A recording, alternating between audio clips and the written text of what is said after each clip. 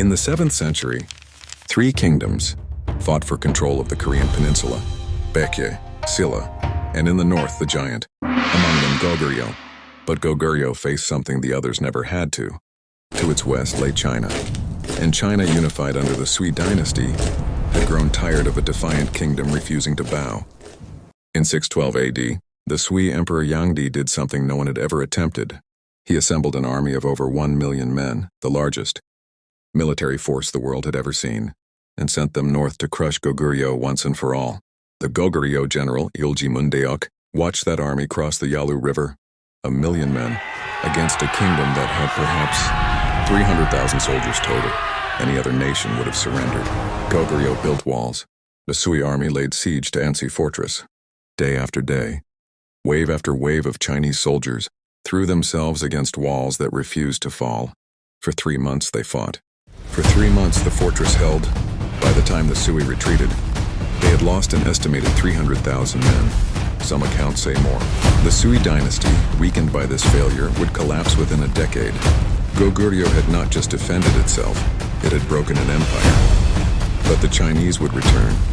In 645 AD, the Tang Dynasty, stronger and smarter than the Sui ever were, came for Goguryeo. Emperor Taizong led the campaign personally. He was perhaps the greatest military commander China had ever produced. He studied Goguryeo's defenses, learned from the Sui's mistakes. He still could not break them. The Tang pushed deep into Goguryeo territory. They captured fortress after fortress, each one costing them dearly. But when winter came, they found themselves trapped. Supply lines stretched thin, facing mountain fortifications that seemed to grow from the earth itself. Emperor Taizong withdrew. He would later say with bitter honesty that his campaign had been a failure. Goguryeo had done what no kingdom had ever done. It had repelled China's greatest dynasty. In the end, Goguryeo did not fall to Chinese armies alone. It fell to betrayal. The Silla kingdom, Goguryeo's southern rival, allied with Tang China. Together, they attacked from both sides. In 668 AD, after 700 years of existence, Goguryeo finally fell, but its legacy never did. The people of Goguryeo scattered. Some fled south, merging with the survivors of Baekje. Some joined the rising kingdom of Silla, and some, perhaps the most defiant, fled north into Manchuria, where their descendants would one day rise again as a people who would call themselves Goguryeo. From that name comes the word you know today, Korea.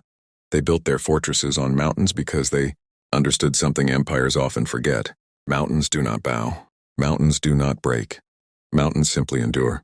And when empires crumble to dust, the mountains and the people who know how to hold them remain. Thank you for watching History's Hidden Darkness. Please subscribe to learn more.